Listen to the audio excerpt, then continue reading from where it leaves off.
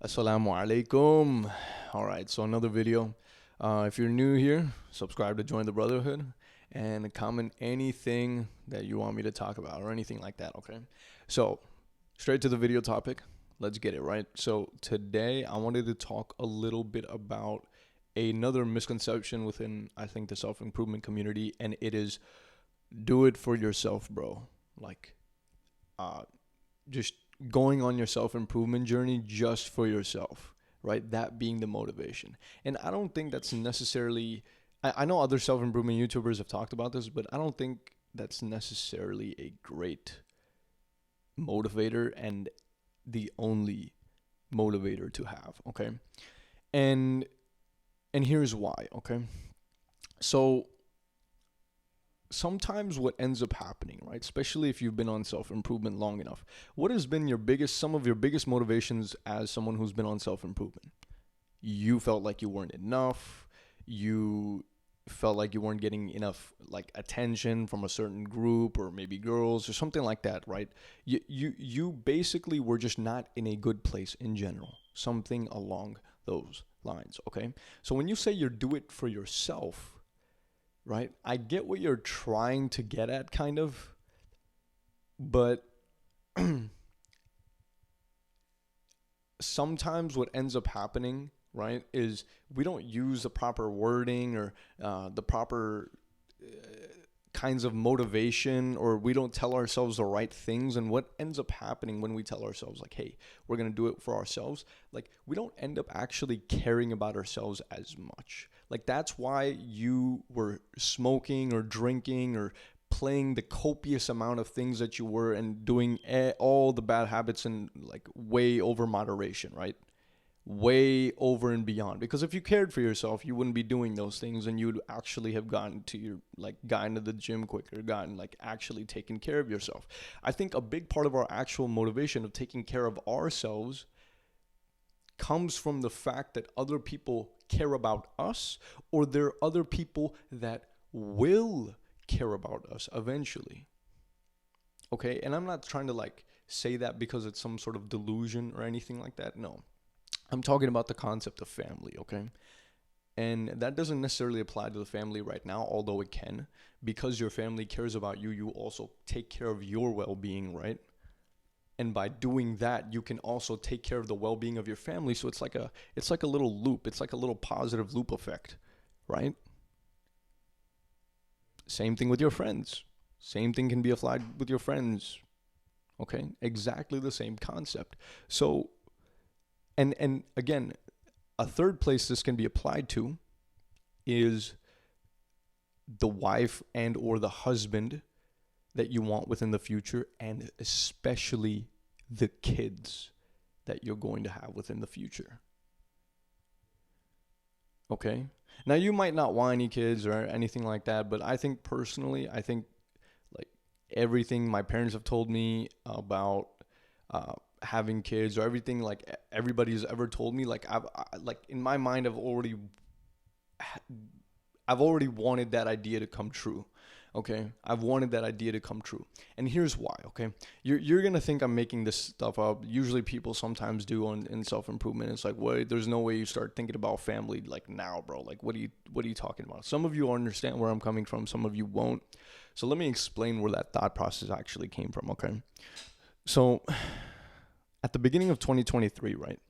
I was hired as a behavioral therapist or behavior technician, whatever you want to refer to it as. And basically, what you're doing as this behavior technician or behavior therapist is you're working with kids who have ASD or autism spectrum disorder, okay? And you're helping them essentially get school ready by reducing a great level of their challenging behavior. Things such as that nature, okay? And helping them kind of learn and get up to the level that they need to be able to, be qualified within their schools. So, at the beginning I was like, I don't know if this is for me, and like being around kids, and like I'm gonna need to have a lot of patience, and I also like had to learn how to change diapers and things like that, so I had to learn that too. Yeah, crazy, right? And I was just like, bro, they're gonna spit on me. They're gonna do all this on me. Like, what am I doing here? And then, I was in that job for about 6 months, and something crazy things happened, bro. You know, you stay with these kids long enough, you change them long enough, you you interact with them long enough, you help them learn, bro. You start building a bond with them.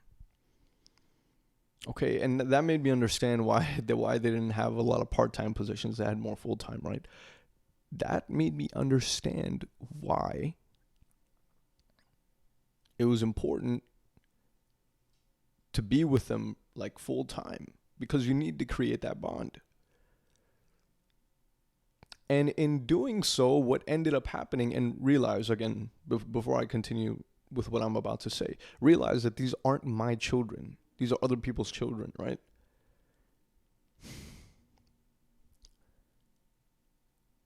You do all of that long enough, bro, and you start to actually care about them.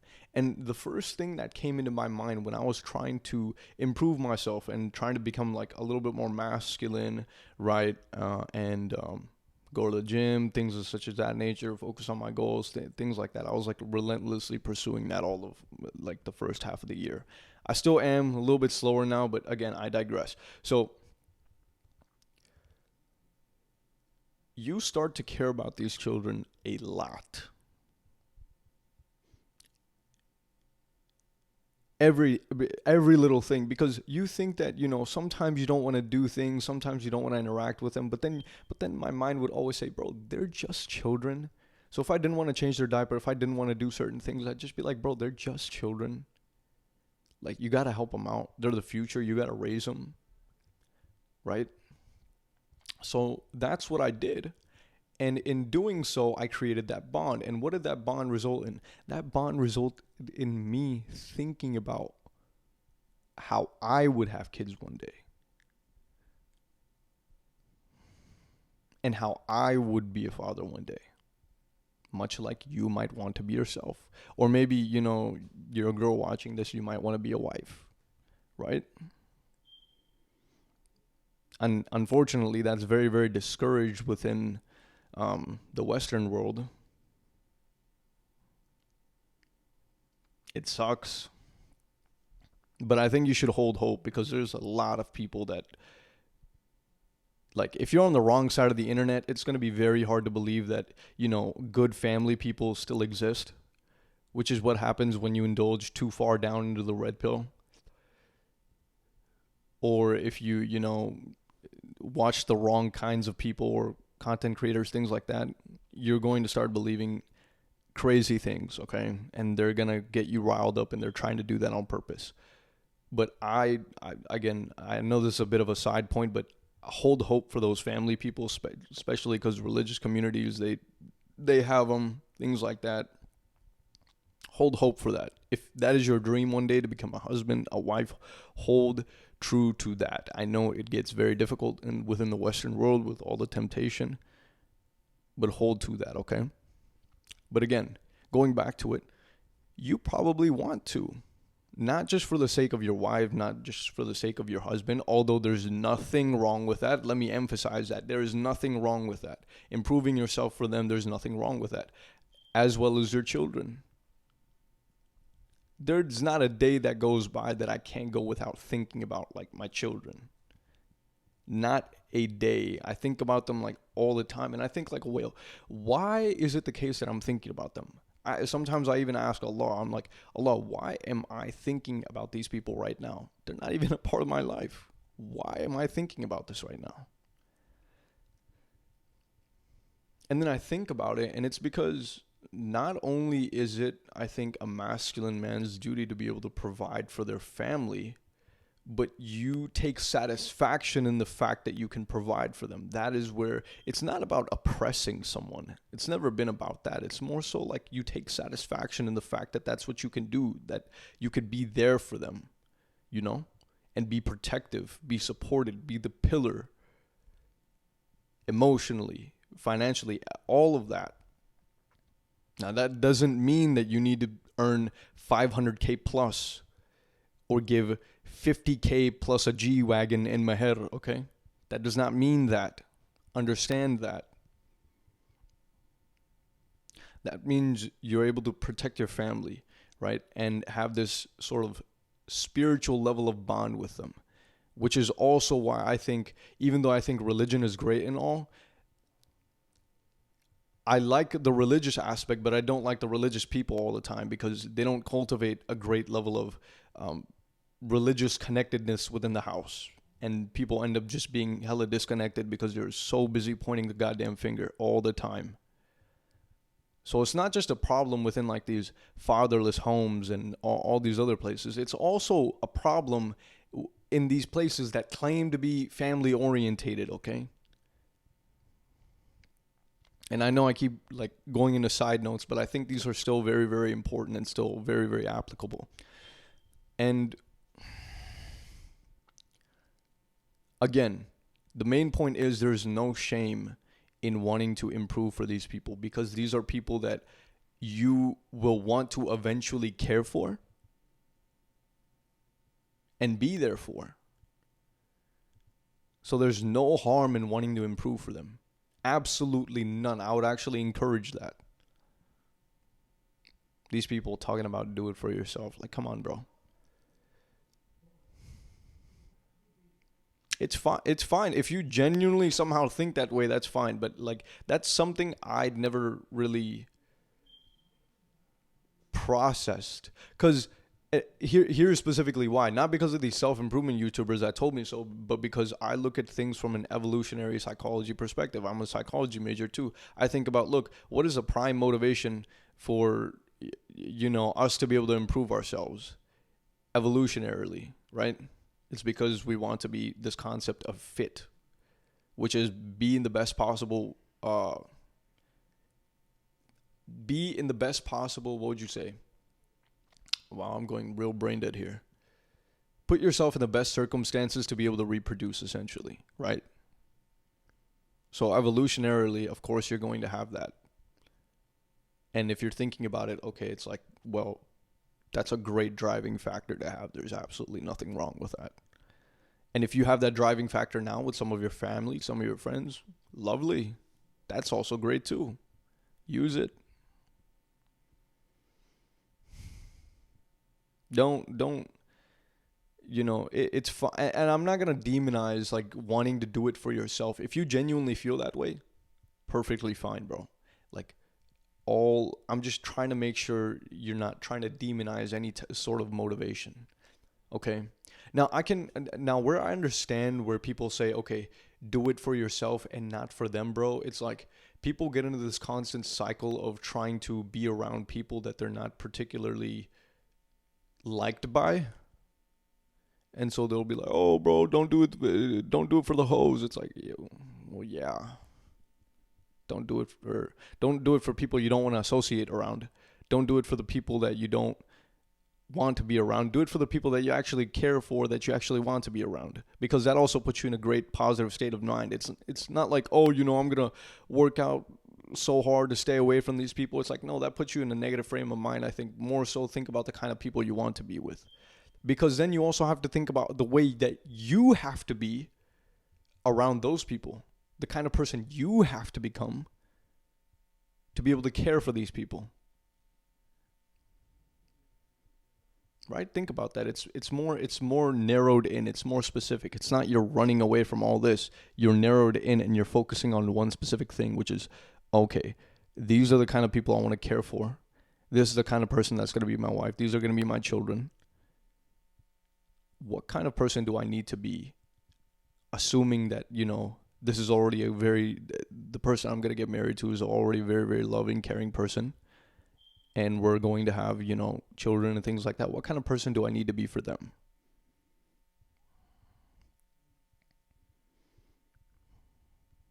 Because far too often what also ends up happening, I guess is another point I can elaborate on.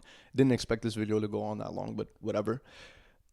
Is how do I find the person that's like right for me and whatnot? But the problem with a question like that is, and I think Peterson's also addressed this, Jordan Peterson, right? My biggest inspiration. He's like, the problem with a question like that is you pretty much leave all the heavy lifting to the other person. You relinquish all control of what you can do to be the better person within that question. It's almost like you want someone to mold to you, to the way you are. Oh, I'm perfect the way I am. Bullshit. Don't listen to that. Don't follow that advice. You are not perfect the way you are. We can always improve. We can always be better. Right? That doesn't mean you don't take the time to show a little bit of gratitude for what you've got. Okay, yeah, I'm doing a lot better, making a good amount of progress. Don't be hard on yourself about, oh man, I didn't do this. Like, stay in that good mindset, good frame of mind. So then the question becomes, it's more like, what kind of person do I need to be able to attract the kind of person that I want to be with, right? And so, because it all starts with having that, like, that wife or husband connection, and then that then trickles off into your parenting. I know that because I also major in child learning and development, right? That's very, very important. So if you two are not in sync and helping your children grow, like, your family is going to be very, very disconnected. And that's particularly how there's, divorce can really mess up children. So, and you don't even need to be a psychologist to know that, right? You don't even need to be a psych major, CLDP, nothing. You don't need any of those degrees to know that can happen. So yeah, bottom line is, like, don't let these people convince you or demonize you into doing it for, like, very, very noble goals, like being able to have it like a wife one day, or being surrounded with the kind of people that you want to care for, or your family, or your friends, or your children. Doesn't matter if they don't exist. You create your own motivation, man. It doesn't matter. Because these same people that talk about, oh, I'm my motivation. And again, there's nothing wrong with having that if you genuinely feel that way. Okay, maybe there's just a difference of opinion, difference of mind. That's fine. But sometimes what ends up happening, these people that preach this exact same thing, oh, don't do it for them, bro. It's like, well, they end up being miserable because they don't actually really like themselves either. And I know that can be the case for several people. That happens to me, a lot of self-improvement YouTubers all the time. We don't like ourselves all the time. We can be confident, things like that. Like, there's going to be points in our lives where we don't like the kind of people we are, but the reason we care about ourselves is because the people that we care about care for us, and in turn, because of that, we take care of ourselves as well. And then alongside that, the other note was, look, you got to learn to become that kind of loving person and all the kind of caring person that you want to become, like, now. You can't think that, there's this you're just gonna magically change and then become this person that you fantasize about being all the time. Like, oh yeah, I'm gonna be a great husband, bro. Or yeah, I'm gonna be a great wife. I'm gonna be so great to my children. It's gonna be awesome. Work as a BT and you'll know. You'll know children are difficult, man. You've got to be so patient. So to think that you'll just be like, become that immediately, just because, oh, you have a kid and all of a sudden it's some special thing and like you'll stay that way, I think you're deluding yourself. You have to learn to become that person now.